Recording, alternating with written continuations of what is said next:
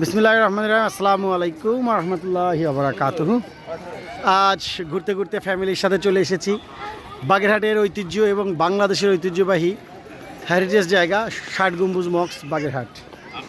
তো বাগেরহাট ষাট গম্বুজ মক্সে আমরা এসেছি।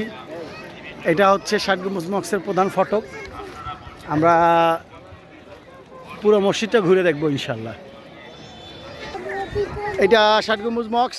আমরা একটু ভিতরে যাওয়ার চেষ্টা করবো। ভিতরে মেবি ক্যামেরা অ্যালাউ না, তারপরে চেষ্টা করবো নিয়ে যাওয়ার।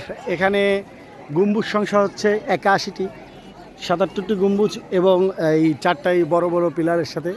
আসলে ষাট গম্বুজ নাম হওয়ার একটা অন্যতম কারণ হচ্ছে 60টা পিলারের উপরে হচ্ছে এই গম্বুজটা অবস্থিত। আমি এবং আমার ছেলে মসজিদের ভিতরে চলে আসছি। এটা পাপা, এটা কি জানো? এটা ষাট গম্বুজ মক্স। এটা অনেক ঐতিহ্যবাহী একটা মক্স, যার বয়স 500 বছরের বেশি, বুঝছো? হ্যাঁ, এখানে এসেছি। আসলে কী ধরনের পাথর দিয়ে তৈরি এই পিলারগুলো দেখলে বোঝা যায়। এটা ষাট গম্বুজ মক্স। আপনারা গম্বুজ এখানে আছে 81টি, এইভাবে 77টি গম্বুজ আছে। মাশাআল্লাহ।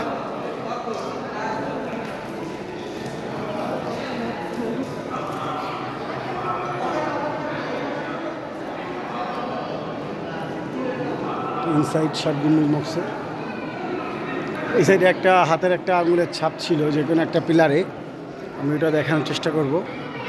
খানজাহান আলী সাহেব এই ষাট গম্বুজ মসজিদটি তৈরি করে। কি দেখতে চাও? কুমির দেখতে চাও? কুমির এখানে না, কুমির অন্য জায়গা আছে, আমরা সেখানে দেখতে যাব, ঠিক আছে? ওটা মাজারের ওইখানে, আমরা কুমিরও দেখতে যাব, ঠিক আছে? ওকে, ঠিক আছে, বলো।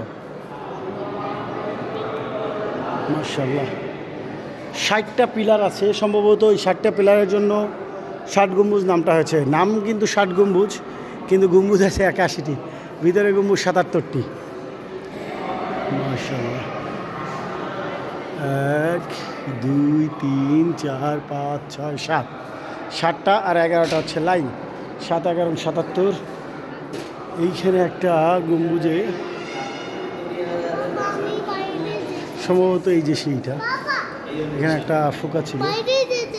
আচ্ছা চলো আমরা বাইরে যাব। ঐতিহাসিক নিদর্শন আমার বাগেরহাটে। তো এটা মাঝের সারি। আচ্ছা, কিছু বলবো না। এই যে আমার ছেলে, দেখি সবাইকে একটু বলে দাও তুমি কোথায় আসছো, বলো ষাট গম্বুজ মক্স। হ্যাঁ, চুপ না, ওটা উঠাও।